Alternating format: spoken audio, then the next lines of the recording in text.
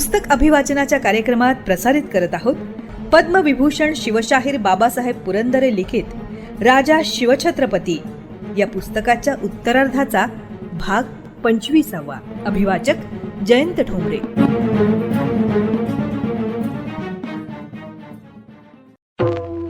मिर्झा राजांचं लष्कर विजापुरापासून सुमारे 7 कोसावर येऊन थडकलं। लवकरच मोगली आणि विजापुरी फौजांची गाठ पडली। प्रत्यक्ष घनघोर संग्रामास आरंभ झाला। महाराज, दिलेर खान, नेतोजी वगैरे झुंजत होते। समोरही सिद्धी, मराठे, दखनी सरदार होते। त्यातच महाराजांचे धाकटे भाऊ एकोजी राजे उर्फ व्यंकोजी राजे भोसले हेही होते। काय योगायोग हा! निर्णायक अशी लढाई अजूनही पेटली नव्हती। रोज केवळ धावपळीच्या झटापटी झडत होत्या। कधी विजापूरकरांची तर कधी मोगलांची सरशी होत होती। जवळजवळ 10 दिवसांच्या झटापटीनंतर विजापूरकरांवर एक जबरदस्त चढाई करायची असा बेत दिलेर खानानं योजला। दिलेर खानाची धडाडी आणि अविश्रांत आणि मनापासून मेहनत करण्याचा स्वभाव, त्यामुळे जरा अपयश आलं की तो संतापाने होणारा त्याचा तडफडाट इथेही वारंवार प्रत्ययास येत होता। त्याच्या विरुद्ध मिर्झा राजांचे वागणे अत्यंत भारदस्त, शांत, गंभीर, विवेकी, धीराचे आणि जरासे संथ परंतु निश्चित फलदायी होणारे असे होते। दिलेर खानानं चढाईची योजना केली।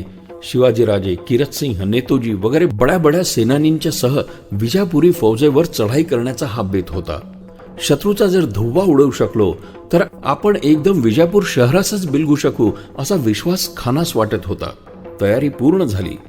विजापूरकरांच्या खाशा फौजेशी आपली गाठ पडू लागल्यापासून खान बारीक दृष्टीने महाराजांच्या हालचालींवर नजर ठेवीत होता आणि आतल्या आत जळफळत होता, असमाधानाने चिडत होता।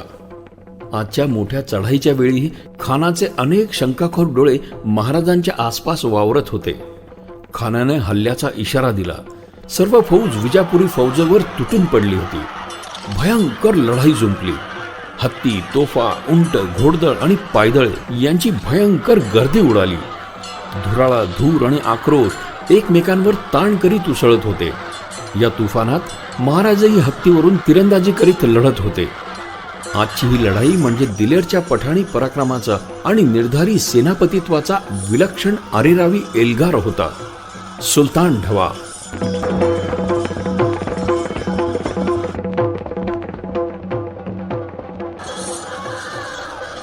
विजापूरकरांचे सर्वच सरदार एक दिलानं आणि कमालीचे वीरश्रीने लढत होते।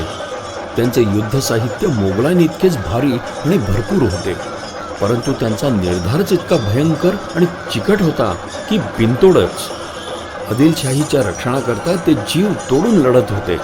शौर्यही काही कमी नव्हते एकेकांचे। मोगलांच्या फौजेत महाराज आघाडीवर होते। त्यांच्या फौजेत हत्ती बरेच होते। विजापूरचा सरजा खान याने महाराजांच्या फौजेवर भयंकर हल्ला चढविला। तुंबळ युद्ध माजलं। शर्जा खानचा हा हल्ला खरोखरच इतका जबर होता की महाराजांच्या मराठी फौजेला तो झेपला नाही। थोड्याच वेळात त्यांची फळी फुटली। ही फुटलेली फळी सावरण्यासाठी दिलेर खानानं लगेच दुसरी फौज तिथे शत्रूच्या तोंडावर घालायला हवी होती। ती दिलेर खान घालू शकला नाही। तो स्वतः फक्त लढत राहिला। अखेर मोगलांची सर्वच फौज गोंधळली आणि एकच धावपळ उडाली। हा गोंधळ दिलेर खानाच्या डोळ्या देखतच उडाला। मोगलांचा पराभव झाला। मोगली फौज आणि सरदार छावणीत परतले। महाराजही आपल्या डेऱ्यात गेले। दिलेर खानाच्या अंगाची लाही उडाली। कसा झाला हा पराभव? कोणी केली ही मुघलशाहीची बेइज्जत? कोणी दगा दिला? फितूर, दगाबाज कोण? दुसरे कोण? शिवाजी भोसला याने जाणून बुजून दगा दिला। तोच सामील आहे आदिलशहाला। आधीपासूनच धुमसत असलेला दिलेर भयंकर भडकला आणि त्याने मिर्झा राजांकडे जाऊन आपला आरोप बोलून दाखवला। त्याने मिर्झा राजांना असं स्पष्ट सांगितलं की तुम्ही शिवाजीला या फितुरीबद्दल ठार मारा, कत्तल करा त्याला। मिर्झा राजांना पराभवामुळे आधीच दुःख झालं होतं। त्यानंतर दिलेरने आणखीन एक नवीन भयंकर काळजी निर्माण केली होती। महाराजांबद्दल दिलेरचे मन कधीच साफ नव्हते। त्याचा एकंदर पठाणी माथेफिरूपणा मिर्झा राजांना माहीत होता। लढाईत नशिबाचा फासा उलटा पडला तर लगेच एखाद्याला फितूर ठरवायचं। मिर्झा राजांना खानाचं हे बोलणं, वागणं आणि शिवाजीला ठार करा असला अविचारी आग्रह धरणं आवडलं नाही. पण ते खानालाही दरडावून सांगू शकेनात, कारण काही झाले तरी तो बादशहाचा प्यारा. मिर्झा राजांना मोठ्या अवघड दुखणे निर्माण झाले. त्यांना काळजी पडली ती महाराजांच्या प्राणाची. त्यांनी खानाला एवढंच बजावलं की शिवाजी राजांच्या जीवाला धक्का पोहोचता कामा नये. आम्ही त्यांना विश्वासाचा शब्द आणि बेलतुळशी दिल्या आहेत. दिलेरचा निरोपाय झाला. तो फार जळफळला, धुमसत राहिला. आता त्याला राग आला मिर्झा राजांचाही. त्यानंतर मिर्झा राजांनी विजापुरी फौजांवर हल्ले चढवले, पण त्यात खुद्द त्यांचेही पराभव झाले. एके दिवशी तर त्यांच्या खाशा हत्तीपर्यंत विजापुरी फौज येऊन भिडली. त्यांचे असंख्य राजपूत ठार झाले. मिर्झा राजांना माघार घ्यावी लागली. मेलेल्या राजपुतांची प्रेते त्यांनी खंदकात एकत्र घालून जाळली. त्यांना फारच वाईट वाटले. दिलेर खानाचे मस्तक अजून थंडावले नव्हते. तो मिर्झा राजांना म्हणू लागला की तुम्ही जर शिवाजीला ठार करणार नसाल तर मी शिवाजीचा खून पाडतो. तुम्ही सर्व काही माझ्यावर सोपवा. तुमच्यावर यत्किंचितही दोष येऊ न देता सर्व जबाबदारी मी पत्करतो. खानाचे हे भयंकर बोलणे ऐकून मिर्झा राजे जास्त चिंताक्रांत झाले. आपल्या मनाचा तोल आणि आपला भारदस्त दरारा ढळू न देता दिलेर खानालाही सांभाळून आवरण्याचे भयंकर कठीण काम आता त्यांच्या शिरावर आले. शिवाय हे असले काही शिवाजीराजांना समजता कामा नये. ही काळजी घेणे त्यांना अत्यंत जरुरीचे होते, कारण आपल्या खुनाची राजकारणे मोगली छावणीत चालू आहे हे जर शिवाजीलाच समजले तर त्यांचा विश्वास, मिळवलेले यश आणि पुढे साधावयाची राजकारणे आणि ही विजापूरवरची मोहीमही साफ साफ फसून उद्ध्वस्त होऊन जाईल. शिवाजीही चिडेल, तो पुन्हा बंड करील. सगळाच परिणाम भयंकर होईल. पण या अडदांड पठाणालाच सांगावे तरी कसे, आणि त्याच्या पहिलवानी डोक्यात हे शिरावे तरी कसे? मिर्झा राजांनी दिलेर खानाला या विचारापासून प्रवृत्त करण्याचा प्रयत्न केला आणि असे काहीही घडता कामा नये असं बजावलं. शिवाजी राजांच्या जीवाला या धोक्यापासून जपावे तरी कसे हे मिर्झा राजांना समजेना. औरंगजेबाच्या भेटीस पाठवून फार मोठे उद्दिष्ट साधावयाचे होते. शिवाजीसारखा भयंकर वाघ आपण इतक्या कौशल्याने इतका हुकुमात आणला. आता अखेरचे यश गाठायच्या आधीच आपली फजिती उडणार की काय? जर आपले हे वृद्धापकाळाचे अवघड मनसुबे आपण तडीच नेले तर आपणासारखा यशस्वी दुसरा कोणीच नव्हे. पण काय होणार कोण जाणे? जर हे फसले तर आपल्या स्वतःच्या जीविताची नौका वादळात सापडून खडकावर आपटून रसातळाला जाण्यास वेळच लागणार नाही, याची स्पष्ट धास्ती मिर्झा राजांना जाणवत होती. मिर्झा राजांची कोणतीही मात्रा विजापूरकरांपुढे चालेना. हळूहळू माघारच घेण्याचा प्रसंग येऊ लागला. मिर्झा राजे परिंड्याच्या रोखाने मागे हटू लागले. दिलेर खानाला ही पिछेहाट सहन होईना. त्याने तर प्रतिज्ञाच केली की विजापूर शहर काबीज करून तिथलं पाणी प्यायल्याखेरीज येथून हलायचेच नाही. विजापूर शहराच्या आसपासचा सर्व मुलूक विजापूरकरांनीच आपण होऊनच उद्ध्वस्त करून टाकला होता. पाण्याच्या विहिरीत विष मिसळून टाकले होते. या सर्व गोष्टींमुळे मोगली फौजेचे आतोनात हाल होऊ लागले. एक भांडभर पाणी प्यायला 1 रुपया किंमत पडू लागली. विजापुरी फौजेने तर मोगलांची शिकारच चालवली होती. एवढ्यात मिर्झा राजांचे आणि दिलेर खानाचे कडाडून भांडण झाले. कोणत्या मुद्द्यावर झाले हे इतिहासाला माहिती नाही, पण बहुधा पराभव, माघार आणि शिवाजी या मुद्द्यावरच हा स्फोट झाला असावा. या गोष्टींचा महाराजास सुगावा लागला किंवा नाही हे त्यांचे त्यांनाच माहीत. पण आपण आता यातून जरा वेगळाच मार्ग काढावा असा विचार महाराजांच्या डोक्यात आला. पन्हाळगड आपण यावेळी जिंकून घ्यावा, ही संधी फार उत्तम आहे असं महाराजांनी ठरवलं. हा बेत ठरवण्यात महाराजांची सर्वच प्रकारची चतुराई स्पष्ट दिसून येते.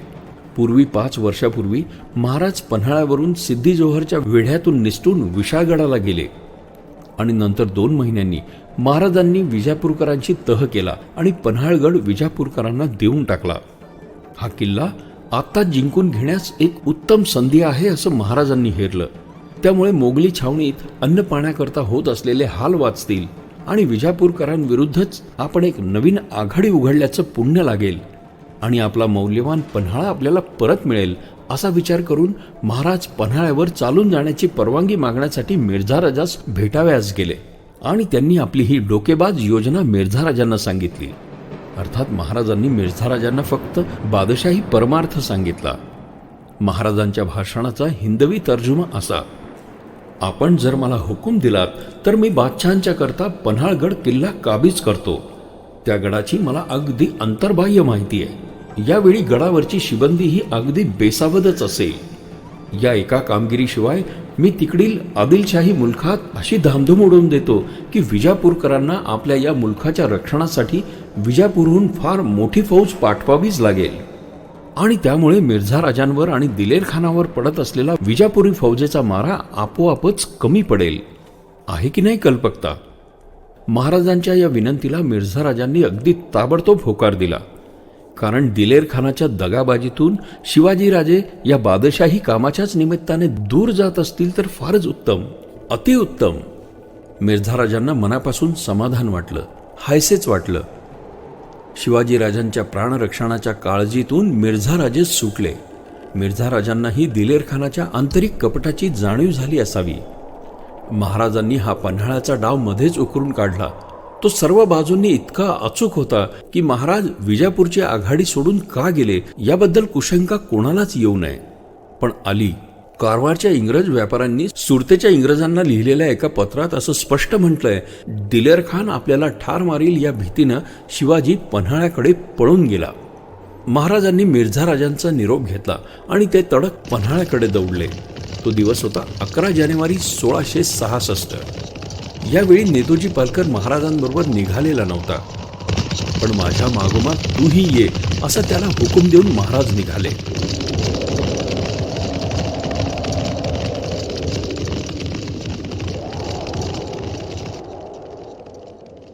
श्रोते हो, पुस्तक अभिवाचनाच्या कार्यक्रमात पद्मविभूषण शिवशाहीर बाबासाहेब पुरंदरे लिखित राजा शिवछत्रपती या पुस्तकाच्या उत्तरार्धाचा भाग 25वा आज आपण ऐकलात. रसिक हो, आपल्याला हे पुस्तक अभिवाचन आवडतंय, भावतंय, ऐकावंसं वाटतंय हे आपण दिलेल्या कमेंट्सवरनं लक्षात येतच आहे. पण आपण आपल्या याविषयीच्या कमेंट्स, प्रतिक्रिया आम्हाला रेकॉर्ड करूनही पाठवू शकता. या पुस्तक अभिवाचनासाठी येणाऱ्या प्रतिक्रियांवर आधारित प्रतिसाद या विशेष कार्यक्रमात त्याचा नक्कीच समावेश केला जाईल. मग आता त्यासाठी आमचा व्हॉट्सअप क्रमांक आहे 94-222-55909. क्रमांक पुन्हा एकदा ऐका, 9422255909. तसंच तुम्ही ईमेलही करू शकता. त्यासाठी आमचा मेल आयडी आहे image27@gmail.com. imagead27@gmail.com. तेव्हा आपल्या प्रतिक्रिया रेकॉर्ड करून आम्हाला नक्की पाठवा. आम्ही त्याची आतुरतेने वाट बघतो आहोत. आणि आता जाता जाता रेडिओ जयंतचे दर्जेदार कार्यक्रम ऐकण्यासाठी, त्याचं वेळोवेळी नोटिफिकेशन मिळवण्यासाठी रेडिओ जयंत लाईक करा, शेअर करा. आणि हो, रेडिओ जयंतच्या या यूट्यूब चॅनलचं सबस्क्रिप्शन फ्री आहे. तेव्हा लगेचच रेडिओ जयंतला सबस्क्राईब करा.